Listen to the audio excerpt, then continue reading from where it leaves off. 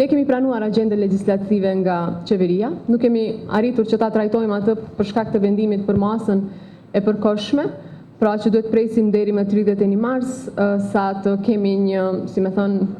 pasqyrë të qartë se si duhet të ecim tutje, por e kemi agjendën legjislative që përmban dikun 174 projekt ligje.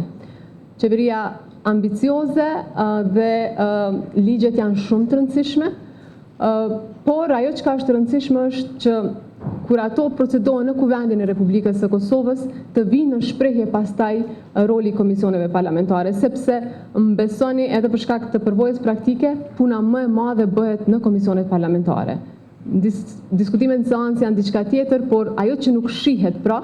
ajo që është shumë përmbajtësore është puna në komisionet parlamentare, prandaj edhe si kryetare e Kuvendit do të angazhohem maksimalisht që këto trajtime të projekt ligjeve të bëhen në mënyrën sa më të mirë të mundshme,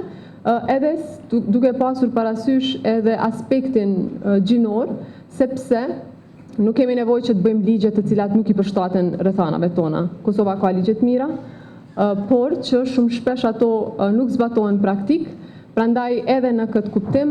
duhet që në grupet punuese të Kuvendit Kosovës të përfshihen organizatat e shoqërisë civile, institucionet e ndryshme që mund të kenë direkt apo indirekt përgjegjësi në raport me një ligj, por po ashtu edhe secili grup që, si me thënë, i dedikohet një rregullim ligjor i tillë. Prandaj jam shumë e hapur që të fuqizoj rolin e Kuvendit të Republikës Kosovës dhe deri tani nuk shoh që kemi pasur mungesë të vullnetit në këtë drejtim.